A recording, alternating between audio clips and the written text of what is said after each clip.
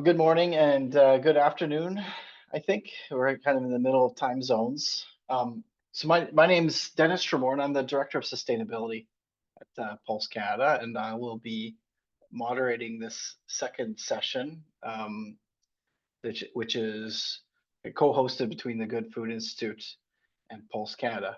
And today we have three farmers from Montana and Alberta that are present to speak on this topic of sustainability from farm to fork. And really, we have there's the pulse producers here. We have Kevin Auch, who's a farmer from Southern Alberta, Carmigay, Alberta. He was a past chair of Pulse Canada and is still on the board of Pulse Canada. Paul Canning, who's from Montana.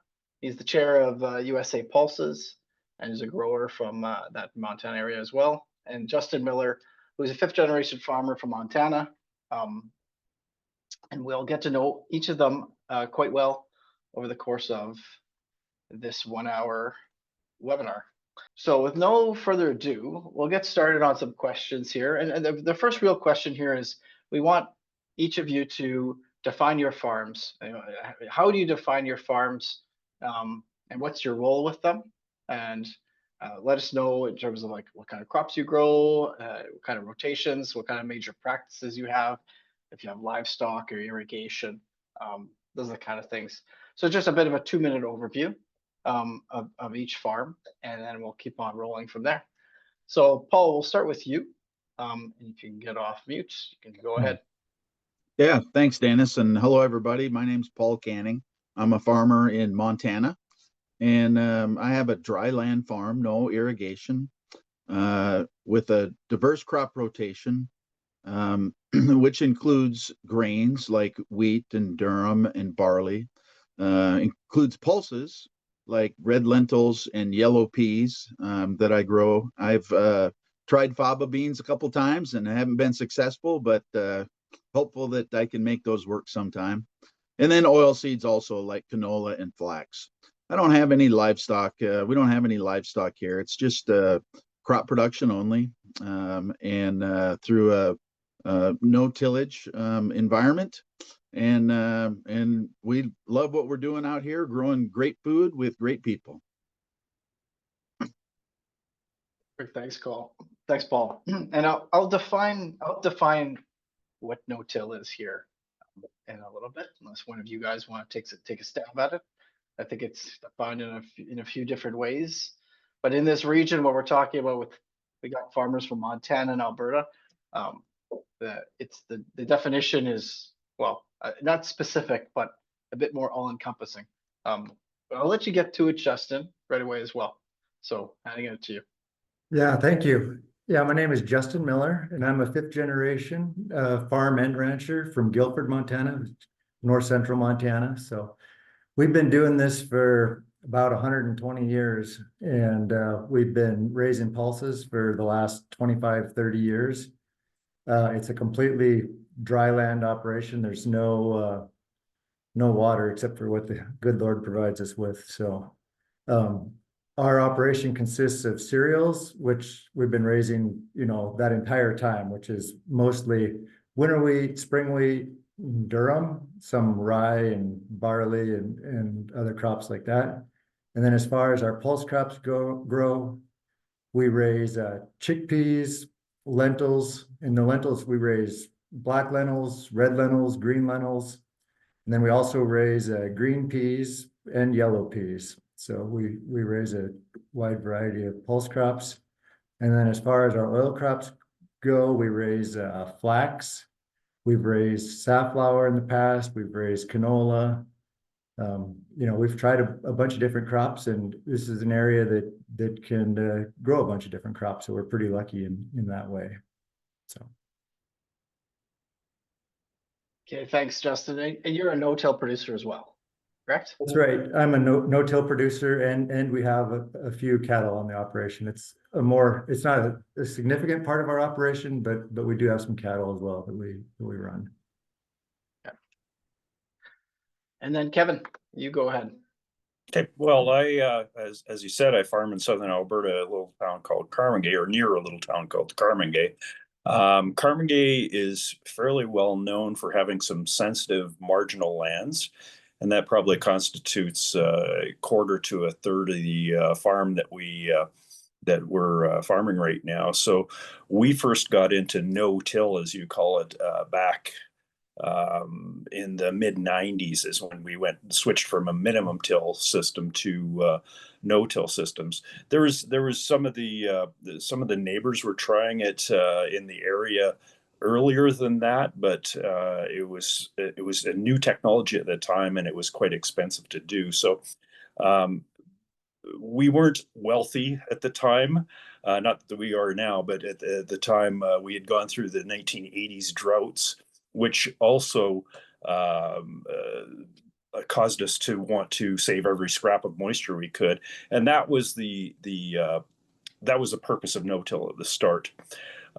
Since then, we've refined it not just to not tilling the soil, to adding in diversity into the crop rotations and trying to do other cultural practices as well to give the soil more health and resilience. When we first started doing this stuff, that wasn't really our goal. Our goal was just to save moisture, use our moisture as well as we could. But we found a lot of very happy side benefits, like soil health increasing, organic matter increasing, which is sequestering carbon from the atmosphere. Several things that actually add to the resilience of the farm as well. I don't know how long I should go on about this, but that's the history of the farm, and it has changed dramatically. I wish, like, I'm a second generation farmer on that farm. My grandfather helped a little bit, but it was mainly my dad that bought in there, and I'm second generation there. And I wish my grandfather could come back and see the change in the land.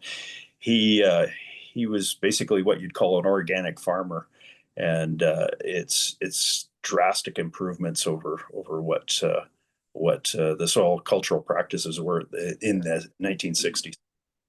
And what crops do you grow? Just finish off with that, and then we'll Oh, okay. cycle around again. I grow it's a 5-year rotation with 4 different crop types. So I have 2 years of 2 different kinds of cereals.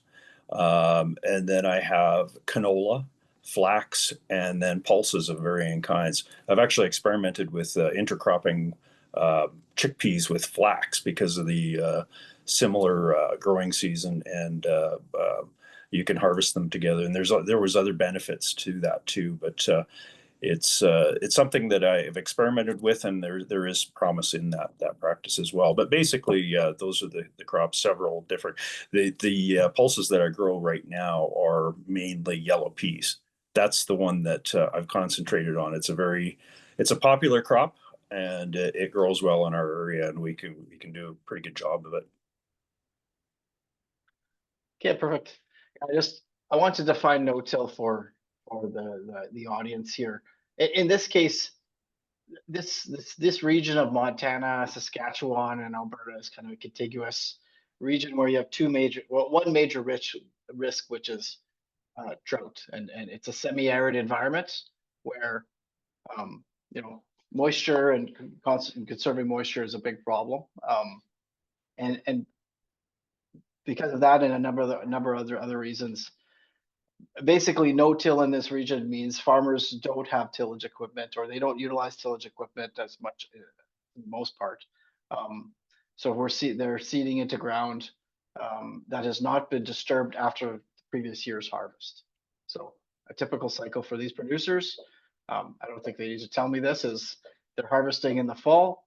That stubble and all the crop residues that are left stay on the surface and protect the soil. And then in the next following year, they're seeding directly in the spring into that stubble. So I think over the course of today, over the course of this hour, we're gonna talk a little bit more about what are the benefits of that system. Why, not just from a soil health perspective, but even broader, because it's really a cornerstone, I think, of the real sustainability of your farms, I imagine. So, I do have a question in the chat. I think we'll get to it a little bit later because we're just gonna keep on going here. So the first question I have is, what are modern ag practices that best contribute to the sustainability of an operation? I think we're kind of talked about no-till a little bit.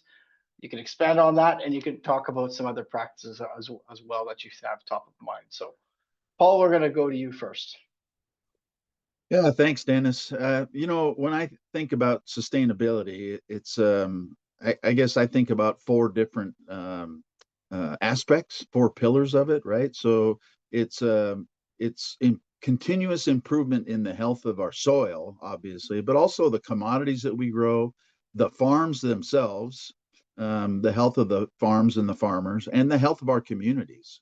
So sustainability isn't just a single practice. There's no silver bullet. It's a system that we have to employ, where each of those, soil stewardship and commodity integrity and financial health and community vigor, they all reinforce each other. And if any practices that we're doing don't uplift all four of those, then in my opinion, it's not really a sustainable practice. All four have to reinforce each other and continually improve together. I think as far as, modern ag practices, we've talked about tillage, obviously, not disturbing that soil at all, except when we're putting seed in the ground. And what that does, it preserves that soil structure and really helps with water retention. We're not irrigating, as Justin said, whatever the good Lord gives us is what we get. It helps with reduce soil erosion, right? Whether it be from wind or snow runoff or any of those things. So that's great. The crop diversification helps build organic matter also, and helps improve microbial activity in the soil. It breaks down disease and pest cycles. And we weren't doing that 30, 40 years ago in our areas, right? It was kind of a monoculture environment, if you will. Having that diversification really helps with the soil health. I think on the commodity quality itself, varieties suited to the environment and the soils we have, we're getting better and better at that all the time, especially with the advent of AI helping us out with some of those things. And it improves the traits that we produce, the traits of the commodities we produce, so that when they get processed, when they get fractionated, we can provide better proteins, better fiber for the consumer. Precision agriculture, means a lot of different things, but on the farm side, on the farm management and the farm financial health, precision agriculture has helped a lot, because it allows us to dial in specifically the exact amount of inputs we need on each little acre of soil. Soil is not consistent throughout a farm. It varies from where I'm at now to 40 feet away from here. It might be, or 100 feet away from me. It might be those soil characteristics are different, and so the inputs we use to grow these crops need to be different where I'm at now and 100 yards away. And with the advent of precision agriculture, we're able to vary the inputs that we put in and really dial in and be very specific and intentional and deliberate about what each little acre of soil needs to grow a crop. And then on the community health, increasing local value, using cooperative models really helps keep the value of what we're doing in the rural economies that we all live and operate in. We're all from small town North America, and anything we can do to help improve value and retain value in our local communities really helps out, and it encourages the next generation of farmers to come along. We can be sustainable as we want, but if we don't have the next generation coming to follow us along, then what have we really accomplished? So those are the things, soil health, commodity quality, farm financial resiliency, and community health are the four things that I really focus on. Excellent. Thanks a lot, Paul. It's a really good overview. Justin, given the scale of your operation, I think I'd like to dive a little bit more into this precision management piece. And pair that with like how do you manage the scale of your operation in terms of technology, in terms of the type of workforce that you need to have to operate this large operation? So as far as the technology goes, or sustainability, and when we're talking about sustainability, I want people to know when I hear that term, it's one of these buzzwords, but for me, it also means profitability. And so I think you can interchange those two words. And so we're always trying to be sustainable and we're always trying to be profitable. Back to your question, what we're doing, we just try to implement as much technology as possible. For example, right now we just bought a new sprayer that has this Sensipply technology, which has the brown on green technology, so we can spray just the weeds that are there and not necessarily spray the rest of the ground.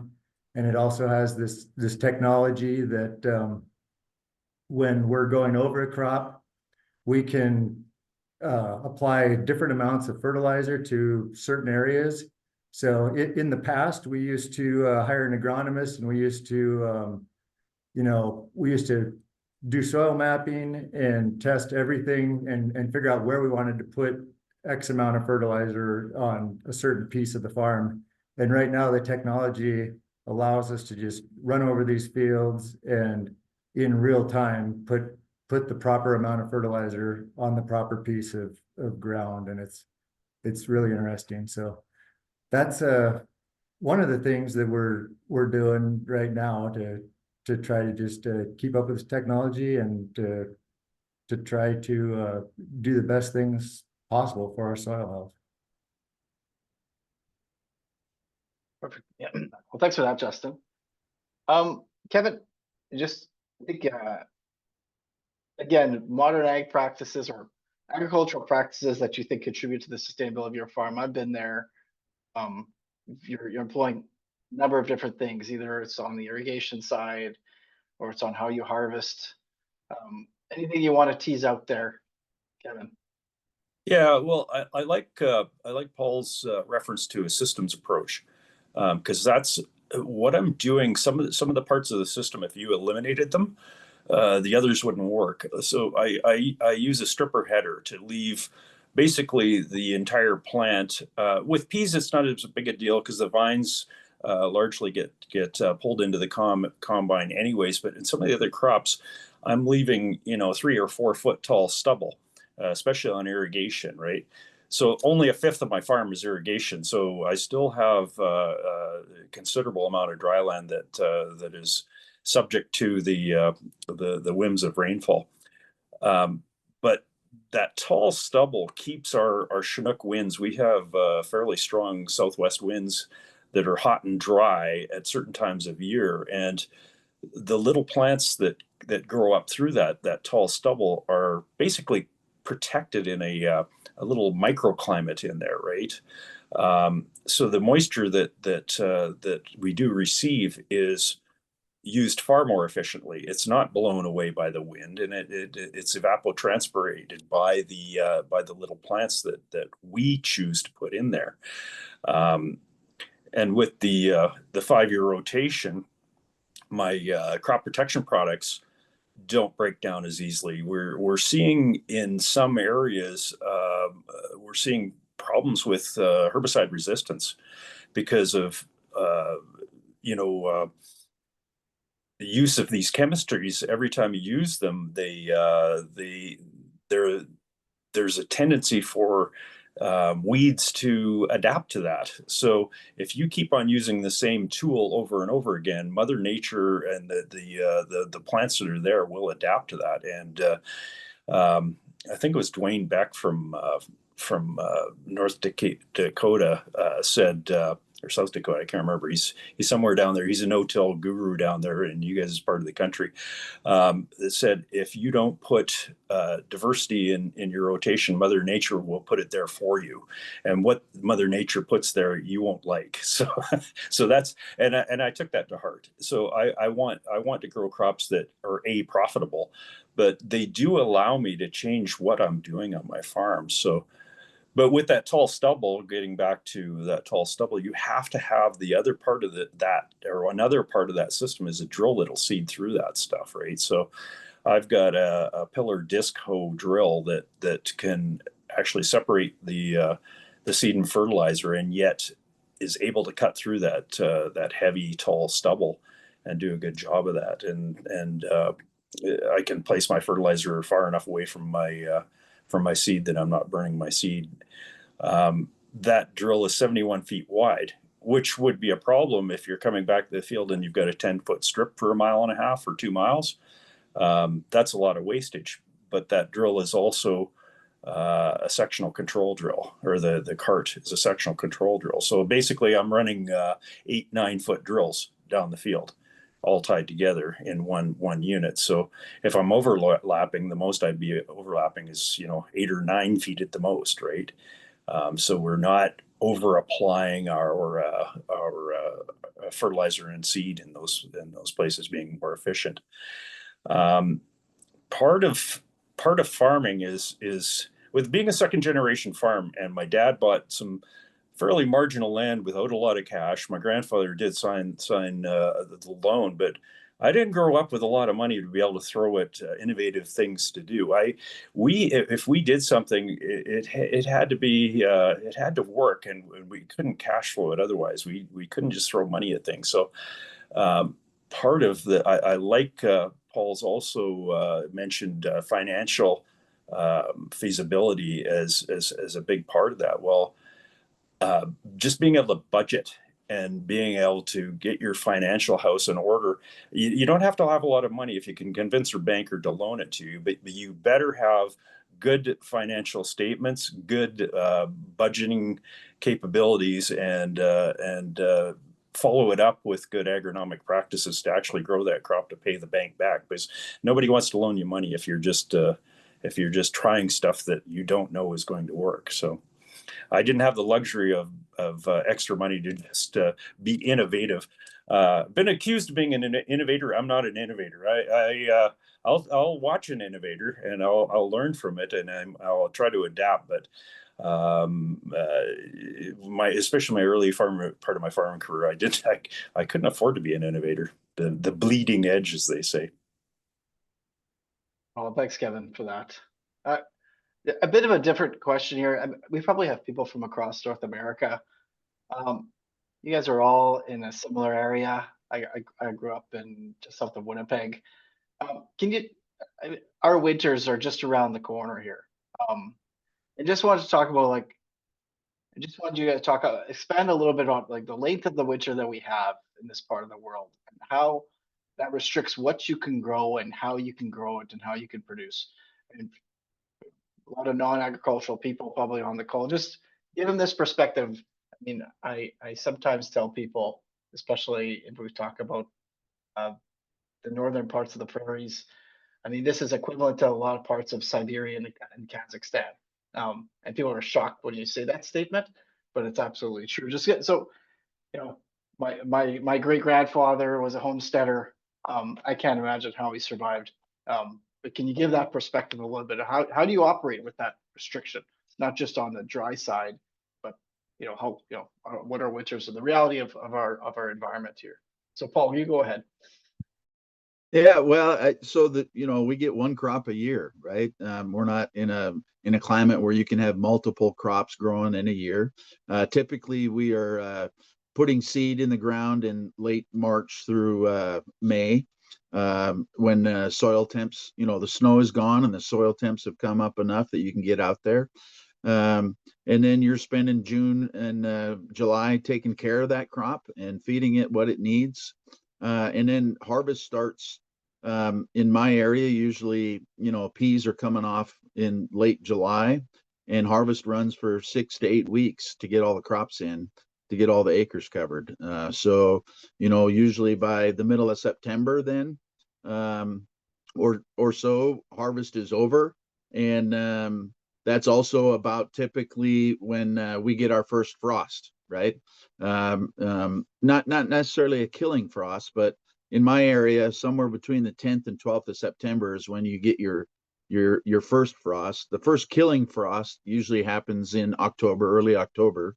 And then it's yeah, winter shows up. Yeah. So sometimes on Halloween you get to send the kiddos out in their snowsuits because there's a blizzard going on some years, and some years there isn't. This year there won't be, but you know, we're definitely in November going to have snow, and then we'll be covered again until everything runs off in March. So one growing season is it. We get one shot a year to grow a crop, produce a crop, and harvest a crop. Justin, I think you could expand on that a little bit, but I think Paul did a pretty good job. Yeah, so we're pretty I delivered papers in the minus 30 and 40, so as a kid. But can you expand also just on what you would have done, how your farm would have managed this environment in the past? I know summer fallow, for example, would have been a typical part of a multi-generation farm like yours. So go ahead. And so it really does. I mean, the winters can vary a lot here as far as we can have a fair amount of snow, or we can have a foot of snow on the ground, or it can be bare and dry. And we typically get minus 20 to minus 30 for a couple weeks during that stretch. And so what's really important for us right now is to have some sort of cover on that ground to protect it. You know, we raise a lot of winter wheat, and it actually does really well in this area. And I'm actually trying a winter pea this year for the first time. I like the idea of the crop getting going early in the spring and just really taking off. But the survivability can be an issue. And you know, that's my main concern when I'm trying this. I really want it to work, and I hope it does, but I know we have to have good cover on those crops, which means, you know, that no-till situation. And so it gets really difficult on the ends of our fields where we drive in and out with other equipment or tractors or trucks when we're hauling the crop off. You know, every little bit matters. And so we got to keep as much product on that field as possible as we can. And otherwise, the winds that are blowing 30 miles an hour in the winter when it's 20 below or 30 below, it can kill those crops. Kevin, you want to expand on any of that? I answered a question that was in the chat there too. So hopefully, if they understand that, marginal lands are just our sandy soils, which are very subject to soil erosion if they aren't protected by crop residue. So, but anything else you wanted? No, I think that's okay for that topic there. We'll switch over to this topic of pulses, Kevin, and you can start on that. But you know, what benefits do you see with pulses on your farm? And even bring some context here about where we're at today with farm economics and you know, burdensome supplies and prices being a little bit low across the board, and what's the context of pulses within that as well? Yeah, well, I love my yellow peas. That's the one year where I don't spread any nitrogen. So we precision apply a nitrogen fertilizer in our irrigation in normal years, but I don't have to do that in a pulse year because pulses are nitrogen fixers, and they make their own nitrogen from the nitrogen in the atmosphere within a symbiotic relationship with rhizobia in the soil. So they're a wonderful crop that way. I would be very sad if the economics of the world drive that crop off of my farm, because it would be a blow to our profitability on the farm, but more importantly, it would be a blow to the soil health, the resilience of that soil, because having that pulse in the ground, and you know, some of the other guys have mentioned the benefits of having that crop in there, right? And the diversity that adds to my rotation.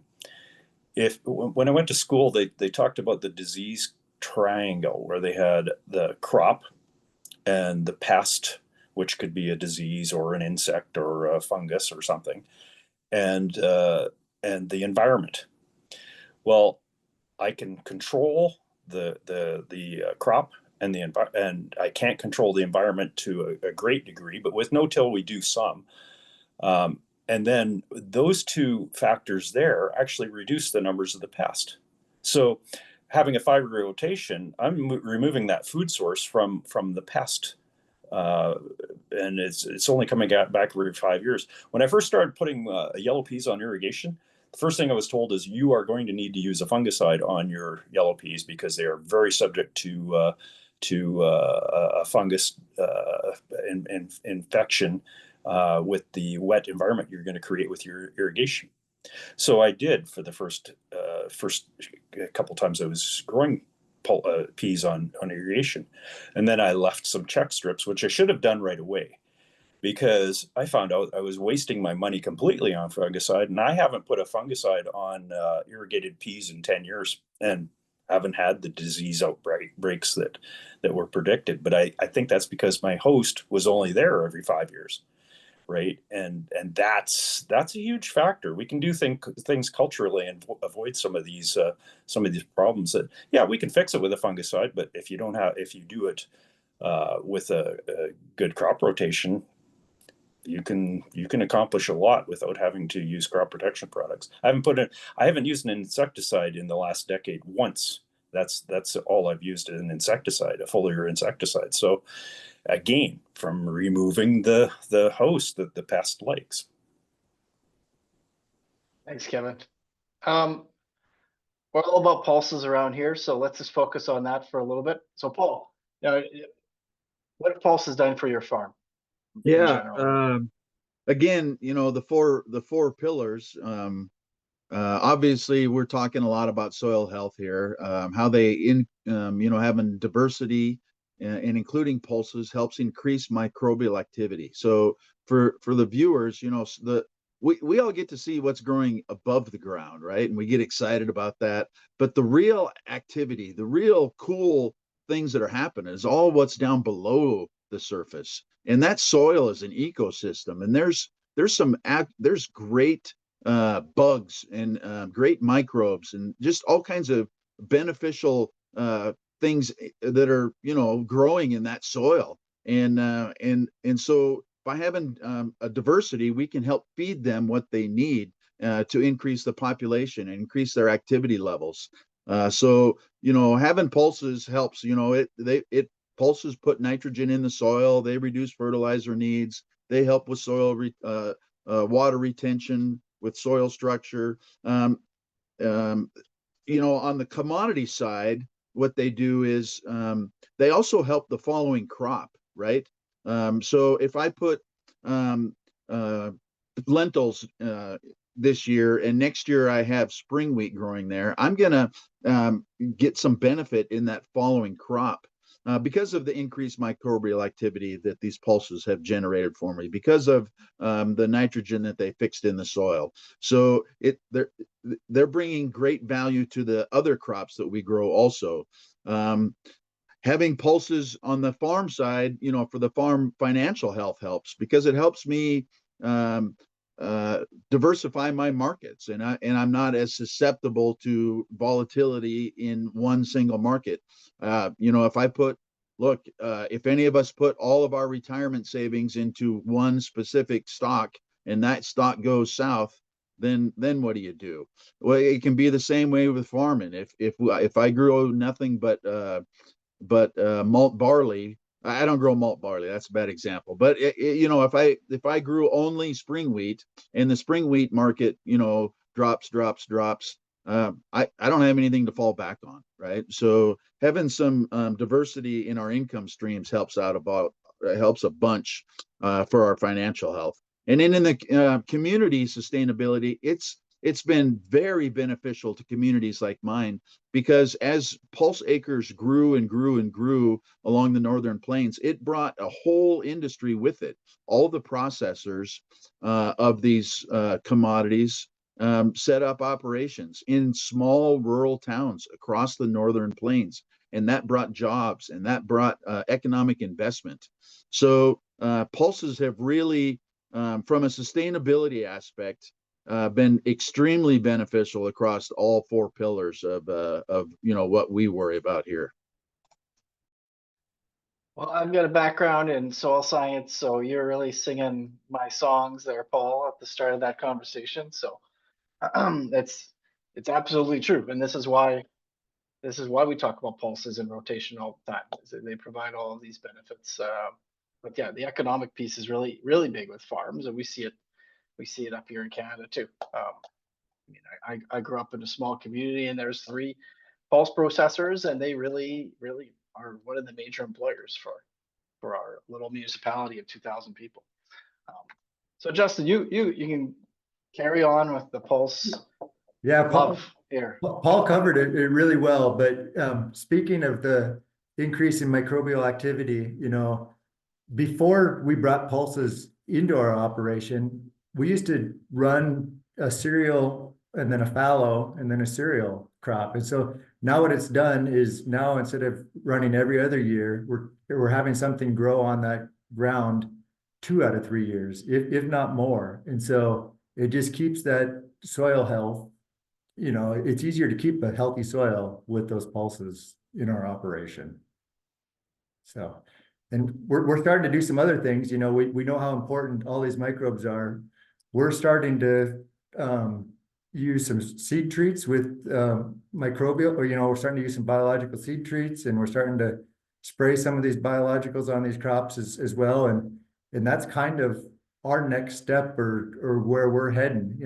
We're trying to decrease some of these fertilizers, not only because they're costly, but I don't know if they're the best thing to be, throwing on our soils all the time as our soil pHs get out of whack. And we're starting to move more towards some of this biologicals. No, I mean, this is all really good stuff. I think we're painting a pretty good picture here. I think one of the concepts that we've talked a lot about in the food industry is regenerative agriculture, and you see a lot of ingredient companies, a lot of food companies presenting this. There's those programs that are being presented to producers.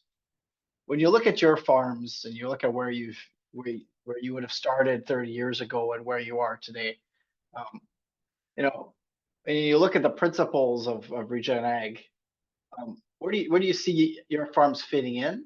I think I sometimes hear people talk about a soil health crisis, and I look around and go, I think that might have been 30 years ago. We're not there anymore, guys. So you need to catch up with how we're farming today. So can you give a bit of a perspective on that? I'll go back to Paul right away. Paul. Yeah, where do I fit into regenerative ag? Again, it's continual improvement as a system, and there are things that I can certainly do better. Each year is different, right? What you do this year doesn't mean that that's all. Mother Nature is going to change, the environment's going to change, the markets are going to change.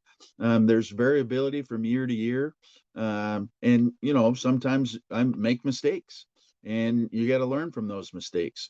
So where am I at on the regenerative ag spectrum? I would like to think that I'm just at the beginning, that I'm going to continue to look for improvements and opportunities, that I'm going to learn lessons. I have a neighbor who says you can't buy experience in farming. It's impossible. You can't just go buy it, but you pay for it many, many, many times. And so, that is certainly true. And as I continue to pay for experience, I hope that I can incorporate them. I think that, as I said, I think I'm at the beginning of the spectrum, and that there's a lot. I'm hopeful. I really am hopeful. There's a lot of room for improvement, whether it be through practices, through equipment, through agronomy, through varieties, seed development. Constant improvement is necessary. And one of the reasons it's necessary is because as farmers, we don't have it's really our only way to keep up with inflation, right? You know, input costs have continued to go up and up and up, but we can't turn around and sell our crop at a higher price. We don't get to set the price. We're price takers, not price makers. And so one of the ways that we keep up with inflation is by improving our yields, improving our efficiencies, and improving the quality of the crops that we grow. So I don't know if that's answer to your question, Dennis, but really, truly, I do help. I'm more at the beginning of this journey than at the end, because we're going to need to continue to, continually improve in regenerative agriculture. Well, thanks for that, Paul. Kevin, same question. This aspect of regen ag. If somebody came up to you with a program, what would you tell them? And what is there anything that interests you within that, the conversation of regen ag from your perspective? Yeah. Well, what does it mean for one thing? I mean, on my farm, I can definitively tell you that my soil is orders of magnitude more healthy and more productive and resilient than it was 30 years ago, right? And so is that regenerative?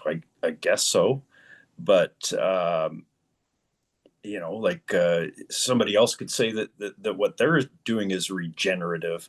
I'd like to just have a definition that says your soil is improving in quality, and you're not mining it, or you're not doing things that will actually tear it down over the long run. Because we can do that too, right? Somebody could take my farm and just start mining what I've, or the nutritive properties, and just start mining it out, and probably do pretty good for 5 or 10 years, right? But if they drove it back to what it was in the early '60s, it would it would be a real crime against farming, or whatever you want to call it. It would be a shame to do that, right? I know that we've regenerated our farm. In some cases where we irrigate, I would say it's probably better, healthier soil than the original prairie soils that were here prior to being cultivated by the original settlers 120 years ago. And just Kevin, real quick, how do you measure your soil health? Is there any tests? What do you do? Big measurement is how productive is it. That's the main measurement. But I do soil tests. Every field I have gets soil tested every year, and then on my irrigation, I do like fairly extensive soil testing. I pay for this.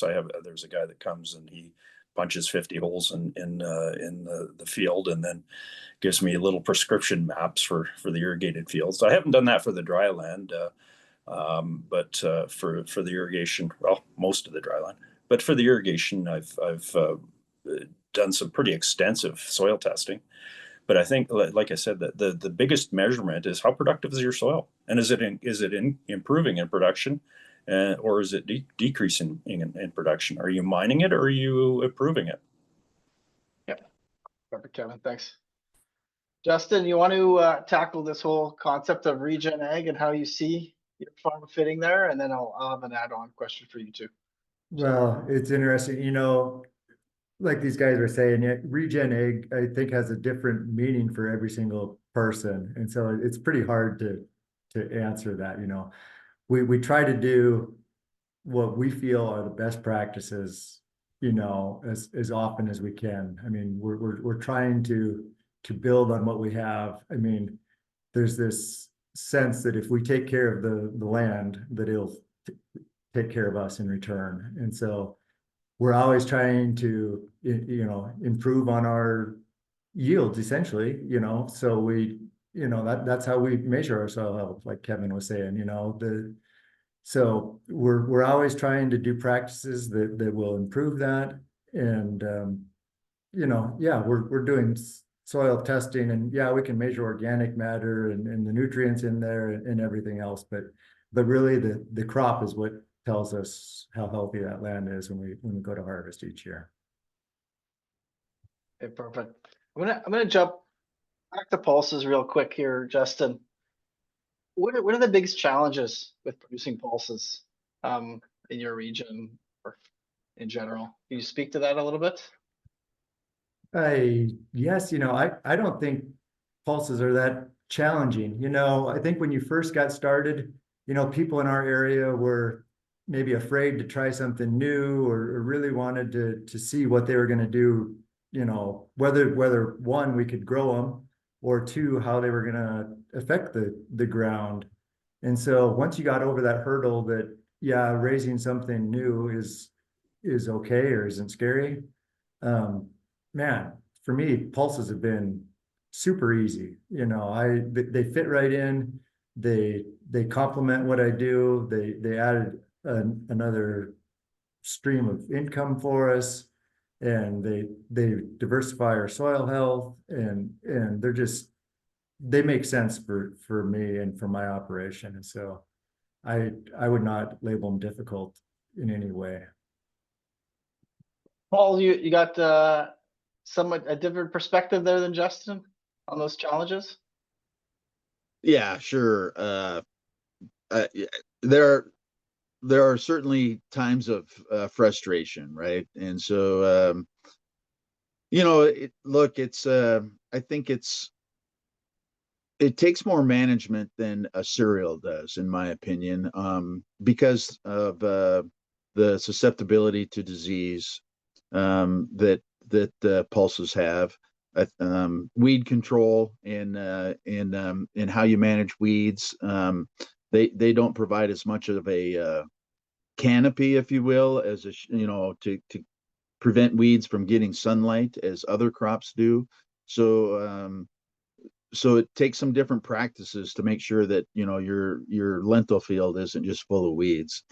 And the biggest frustration, I would say, though, is probably market volatility, right? There can be big swings up and big swings down in commodity prices on pulses. And currently we're riding the elevator down, and we'll see where it stops. But there are so many things that can influence the market in pulses.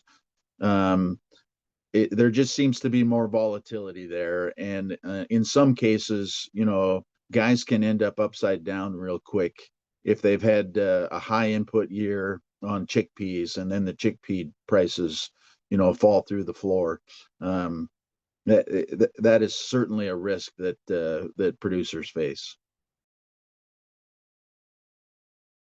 Thanks a lot, Paul. I think, Kevin, you probably experienced some of those same things on the challenges side. So I think we could leave that question there for now. One last question, and then I think we're going to go to chat and see if we can find some questions to answer there. Kevin, just on organic production of pulses and organic production in general, why is this not more mainstream? We know like the prices are higher. So it's just in general, can you comment on why we don't see more production of organic? I think one of the big things is you have to give up a lot of the modern tools that we have, right?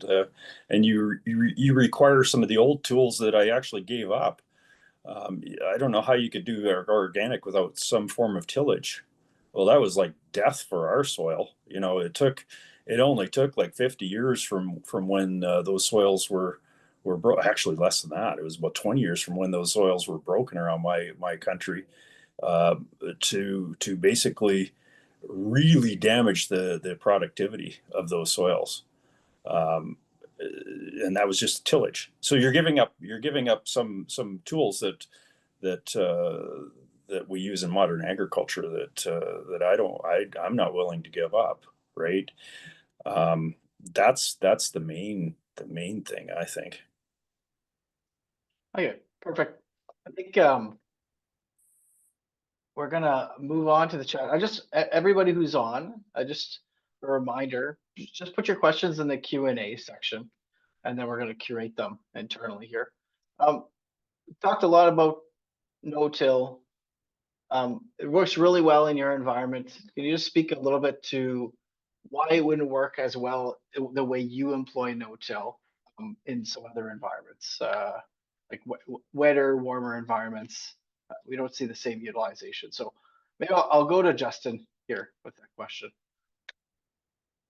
Before I answer that, can I go back to some of this organic stuff just a little bit? It has a place in my heart. I actually used to have an all organic restaurant in Missoula, Montana. So everything we sold was organic. And at one point, I was interested in converting my farm over into organic. And for me, I just couldn't feel right about it because I didn't feel that it was the best practice for the land.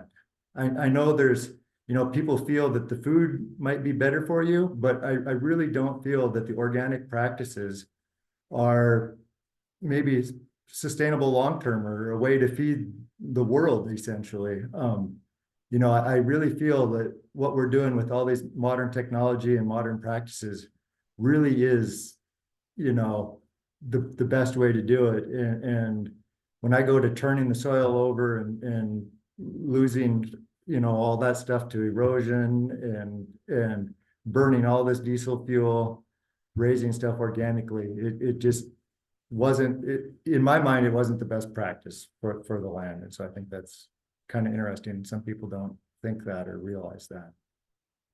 That's perfect. Justin, thanks for expounding on the organic piece. Did you want to tackle this question of no-till and how it applies in your sense to other regions, like wetter regions, the Midwest, for example? Yeah. Can I have somebody else answer that, or I'm not exactly sure how to answer that? Perfect. Yeah. Paul, do you want to tackle it? Yeah, I can try. Look, soil is different all around the world and even on certain farms. And so in the areas we're talking about in the western plains of Canada and the northern plains of the US, we have a lot of sandy soil, right? We don't have the heavy clay soil that you find in the Red River Valley or down in Iowa. And so their soil characteristics are different. And so, they need tillage for the crops that they're growing because they're dealing with that heavy clay. We don't have that here. And so that's why we don't disturb that soil. That's the I guess my primary answer is just the big differences in the soil characteristics from region to region. Thanks for that, Paul. There's a question here on volatility for pulses and how they're higher or not than other crops, but also I think as a complement to that, are there market price control mechanisms, hedging that you can employ for pulses? And I think there's a reality here with pulses compared to a lot of other large commodities. So Kevin, I'll let you answer that question. Yeah, well, lately we've had tariff issues that has caused huge price swings in yellow peas. We're currently being tariffed right out of China. We used to sell like 1 million tons of yellow peas into China, and now the tariffs are at 100%. India also, I mean, they like our peas, but it's very dependent on how their crops are growing, and they're doing a balancing act with their own farmers and consumers. So that can affect our prices quite dramatically as well. So there's tools that we can forward contract and that kind of thing, but that only works for that year, and if you're short on a contract, then there's risk the other way too, right? So price volatility is an issue. We don't really have a functioning futures market for our pulse crops. So we can't hedge and we can't buy calls and that kind of thing. So, or buy puts, I mean. So there's, it's an issue. It's an issue. I'd like to see more ability to take some of that volatility out, but that's the world we live in. I don't want to remove pulses from my rotation because of price volatility, because of the so many benefits that I have from growing pulses. I'm growing bigger crops because of the rotation I have, right? So that's I think it was one of the other guys, Paul or Justin said, we're growing. That's how we're working our way out of the inflation that's happening everywhere else. We're just growing more, right? And and pulses are a big part of that. They definitely help make our farms more resilient. Okay. Well, maybe we'll ask one last question. It's a little self-serving because I work for one of these organizations. But do you have lobby groups representing your interests as pulse farmers at the governmental level? And then I think we'll wrap it up here in the next couple minutes. So, well, Paul, you're the chair of an organization, so how about you tackle that one? Yeah, absolutely. Government relations are important. And yes, we do ourselves. I mean, we send farmers to sit down with government agencies and government elected officials to explain to them about what the reality is. Look, they're not here on my farm. So we've got to explain to them, here's the situation we're facing, whether it be a shipping constraint with the trying to get stuff through the Red Sea, or as Kevin mentioned, there's trade barriers that get erected by China and by India, or maybe some internal to the U.S. issue that's going on. So yes, absolutely, at the state and federal level, both, we are engaged with elected officials and with agency officials. Most times it's people like me, people like Justin. We're taking an average farmer from South Dakota, and we send them to DC, and we put them in front of senators, congressmen, agency officials, because that's their words carry a lot of weight. We do have lobbyists also, so we have a firm in Washington, D.C. who partners with us, and for the most part, what they're doing is there are constant eyes and ears in Washington, D.C., because there's a lot of whether it's the U.S. Trade Representative Office or HHS, who's working on our dietary guidelines, or USDA, or something that's going on in Congress. There's all kinds of things going on. So they're really keeping a finger on the pulse, pun intended. And then we respond as necessary by, for the most part, sending farmers out there to meet with these folks. Well, I was going to hand this over to Kevin, but I think we're going to run out of time. But I think Kevin would have definitely mirrored your comments there, Paul. It's obviously a little bit different with what we have in Canada in terms of government and how we operate, but it's still a lot of similarities too. So with that, I think I really like to thank everybody, Kevin, Justin, and Paul, for your time and demonstrating really what is a good news story of pulse production and the story of our farms in this region of where we were today, where we are today is not where we were 30 years ago, and it is a really good news story that people need to really need to hear. And I think that flows with the commodity that we're trying to market here, which is pulses. That link to a lot of the interests of the audience that we have today with alternative proteins and alternative products for people to consume. So, I mean, I think that's what we want to portray here is you're when you buy pulses, you're pulling on all of these benefits that are tied to these farms, and we could tell these stories in this way. So thanks everybody for your time. I hope everybody enjoyed, and feel free to follow up with questions and comments. I think there's a few avenues to do so after the fact. So with that, I think we'll wrap up. Have a great rest of your day. Thank you.